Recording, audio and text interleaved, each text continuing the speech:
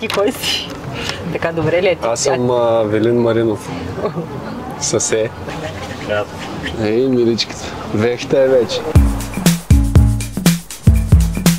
В момента се намираме във фабрика Дъга на Шейново.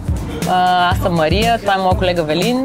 Заедно с още едно момче, което не можа да дойде днес, Спасен, направихме фабрика Дъга на Веслец преди цели 11 години.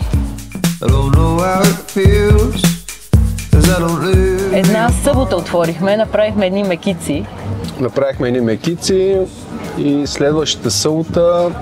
Фабриката беше пълна долу на Веслец, супер много хора.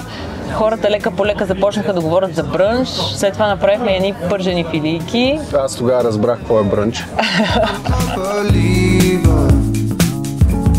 Самите хора изискваха повече разнообразие в менюто и ние никога не се заключихме в това, че концепцията ни е такава. Напротив, отворихме се към хората и следвахме тях.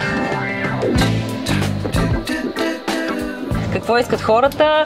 За толкова години установихме, че хората всъщност в момента има една тенденция за здравословно хранене и така нататък, но в интерес на истината спомена по миналото и закуските от миналото са нещо, което все още ги привлича и някакси им става мило и за 11 години вече почти мекиците са нещо, което е номер едно топ продажбите на фабрика Дъга. Нямаме дни, в които нямаме мекици. Да дойда и да видя хора, които са с нас от 10 години. Аз почти нямам заведение, в което съм ходила 10 години. Някакси това се сменя, защото човек се променя, знам ли.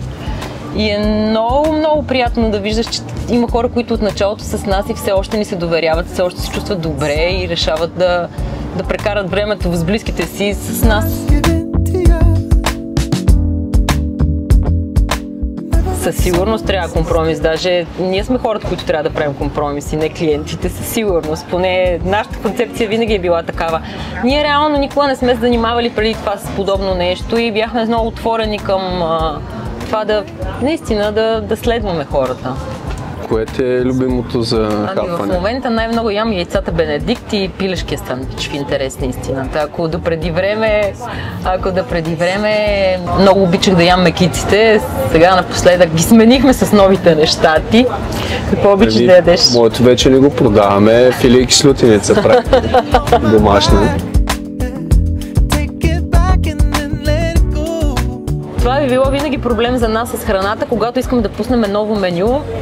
Разбира се, гледаш цифрите в системата, кое най-много се продава, кое не толкова, но се оказва, че нещата, които не се продават толкова много, пък си имат много верни фенове.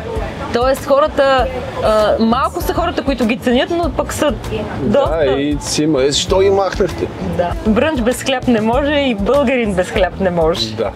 Това беше от нас. И очакваме ви тук, ние сме си тук.